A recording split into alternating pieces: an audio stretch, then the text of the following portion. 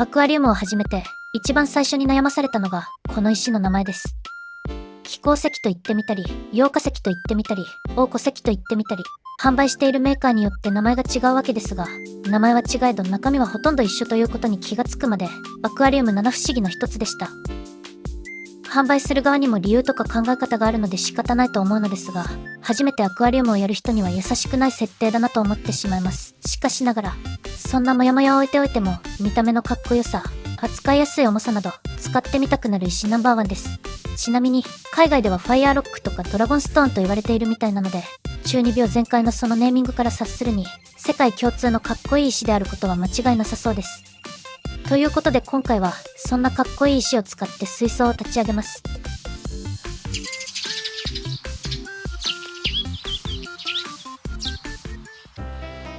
ありがとうございます。いまちです。チャームの形状お任せ用化石サイズミックス 10kg を購入しました。段ボールの中にいろんな大きさの用化石がたくさん入っており、一つだけ飛び抜けて大きいものがありました。この石をどう使うかがポイントになろうかと思いますが、レイアウトセンスが皆無の僕にはあまり関係がなさそうです。ガラス水槽に直接石を置くのが怖かったんで、鉢底ネットを敷いておきます。さらに今回は水槽の奥に高さを出すため軽石で底上げします。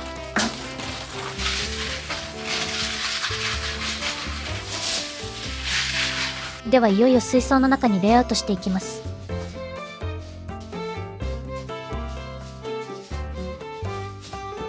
この石は見た目がボコボコしていることと、他の石と比べて軽いのが最大の特徴で、黄色というかベージュというか土みたいな色なので、グランドキャニオン風とかドラゴンゴールに出てくる荒野みたいな感じをイメージさせてくれます。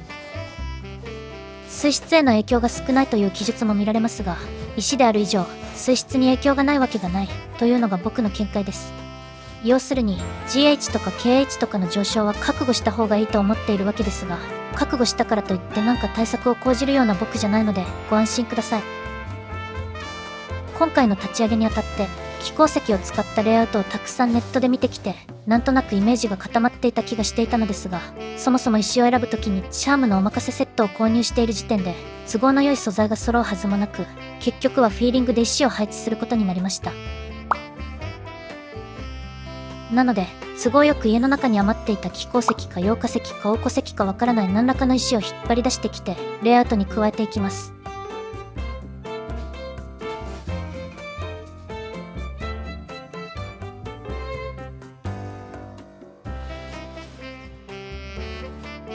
これを南角構図というのか分かりませんし、何尊岩組に当たるのかも分かりませんが、なんとなく山岳の雰囲気が出てきたので一旦よしとします。思ったよりいいね。このタイミングで入れるのが正解かは知りませんが、 ADA のパワーサンドを入れます。これを低床に敷いておくことで長期的に栄養を供給できるみたいです。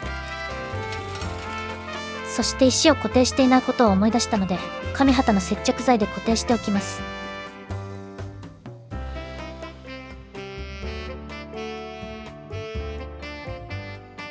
今回はソイルを敷く前に色々とおまじないをかけていこうと思います。今まで ADA 三昧の立ち上げをしたことがなかったんで、ものは試しということで ADA から出ている低床系の神器を使ってみることにしました。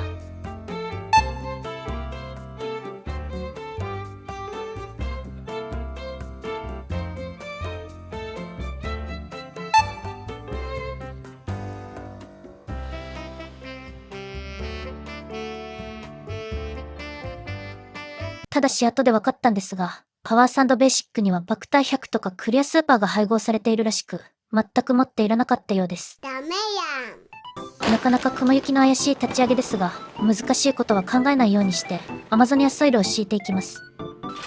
ついてきたサプリメント的なやつを入れてソイルを流し込みます。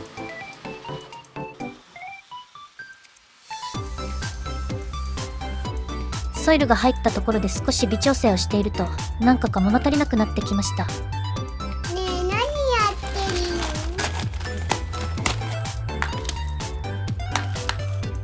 の？無事小さい石が誕生したので最後に配置していきます。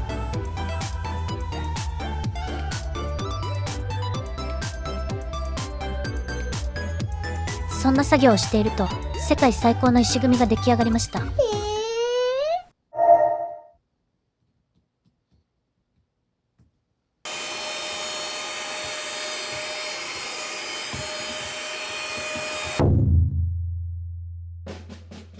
ということで、こちらがチャームで買っておいた水草です。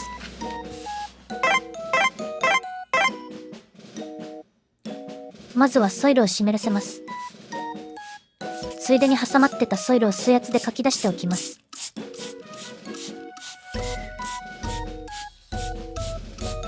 絨毯になってくれることを願ってニューラージパールグラスを植栽します。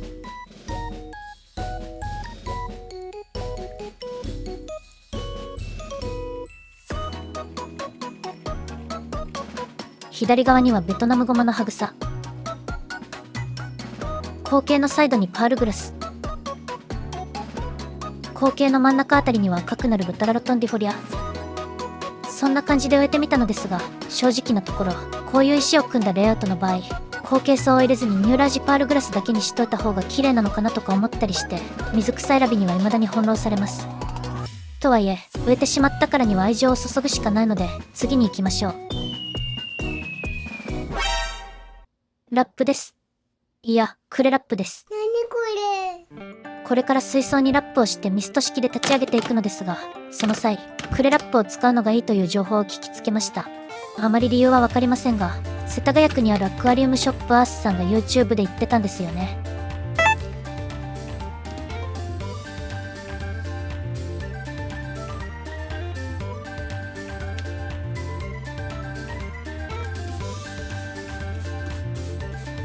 プロの言うことを信じて今回はクレラップを使ってみます。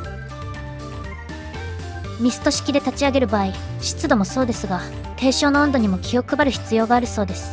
一般に冬場はあまりミスト式に向かないと言われているみたいで、実はこの水槽を立ち上げた3月は温暖な静岡といえどもまだまだ寒い日があったりしてちょっと心配していました。実際最初の3週間くらいは気温も低かったからかあまり成長が進んでいないような感じでした。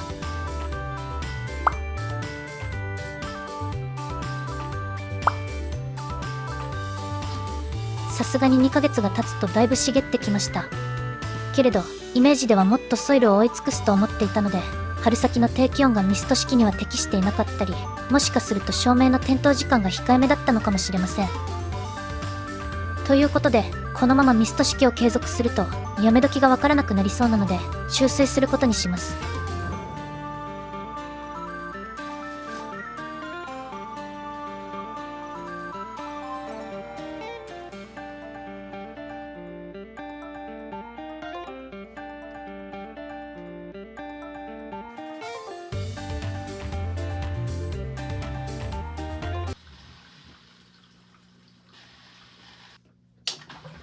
注水したんですが、ゴミは浮いてるし、使い古しの外部フィルターからは変なカスが出てくるし、なんか汚いです。ダメやん。長いミスト期間を空けて注水したら結構感動するものかと思っていましたが、想像と違って戸惑いを隠しきれません。ですが、せっかく立ち上げた水槽なので、綺麗に維持できるよう頑張りたいと思います。ちなみに、この水槽に入れる生態についてはノープランなので、何かいい案があればぜひコメント欄で教えてください。